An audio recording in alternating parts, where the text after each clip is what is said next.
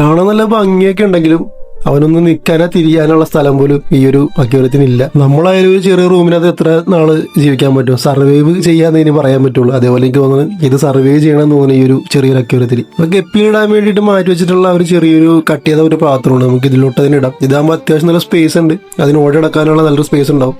റൂമിന്റെ ഉള്ളിൽ ഇരിക്കുമ്പോൾ കാണാൻ നല്ല ഭംഗിയൊക്കെയാണ്, അക്വേറിയത്തിൽ ഇരുന്ന് കാണാനൊക്കെ നല്ല ഭംഗിയൊക്കെ ആണെങ്കിലും അതിന് ഒന്ന് തിരിയാനോ ഒന്ന് ഓടാനുള്ള സ്ഥലം പോലും അതിനകത്തില്ല. അപ്പൊ അതിനെ നമ്മൾ ദ്രോഹിക്കണതിന് തുല്യമായിട്ടാണ് എനിക്ക് ഫീൽ ചെയ്തത്. അതുകൊണ്ട് നമ്മൾ ഇതിനെ മാറ്റിയിടാൻ പോവുകയാണ്.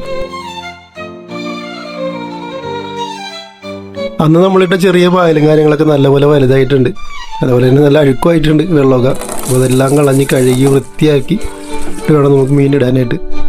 അപ്പോൾ ഇവന് ഹൈഡാകാൻ വേണ്ടി ചെറിയൊരു PVC ഒരു പീസ് ഇട്ട് കൊടുത്തിട്ടുണ്ടായി. അപ്പോൾ അതും കൂടി നമ്മൾ കഴുകി ഇടുന്നുണ്ട്. ഇവന്റെ വാലും കാര്യങ്ങളൊക്കെ അത്യാവശ്യം നല്ല രീതിയിൽ തന്നെ വലുതായിട്ടുണ്ട്. അപ്പോൾ ഇടുന്ന സമയത്ത് ആള് ചെറുതായിരുന്നു, ഇപ്പോൾ ആള് വലുതായി. ഇനി വലിയൊരു സ്പേസിലോട്ടാണ് നമ്മൾ ഇടുന്നത്. ആള് നല്ല ഹാപ്പി ആയിട്ടുണ്ട്, നല്ലപോലെ ആക്റ്റീവ് ആയിട്ടുണ്ട് ആള്. അപ്പോൾ നമ്മളിതൊരു മരത്തിൻ്റെ ചോട്ടിൽ ഒരു തണലൊക്കെ കിട്ടുന്ന രീതിയിൽ, ചെറിയ തണലും ചെറിയ വെയിലും കിട്ടുന്ന രീതിയിലായിരിക്കും നമ്മൾ വെക്കാൻ പോണത്. പായലും കാര്യങ്ങളൊക്കെ ഞാൻ കഴുകി റെഡിയാക്കി ഇട്ടിട്ടുണ്ട്. അപ്പോൾ അതും കൂടി ഇട്ട് കഴിഞ്ഞാൽ ഇവന്റെ ടാങ്ക് സെറ്റായി. നിങ്ങൾ ആരെങ്കിലൊക്കെ ഇതുപോലെ ചെറിയ സ്പേസിൽ ഇവനെ വളർത്തുന്നുണ്ടെങ്കിൽ കുറച്ചുകൂടി ഒരു നീന്തി നടക്കാനുള്ളൊരു സ്പേസുള്ളൊരു ടാങ്ക് വാങ്ങിച്ചു കൊടുക്കുക. അതാണ് ഏറ്റവും നല്ലത്.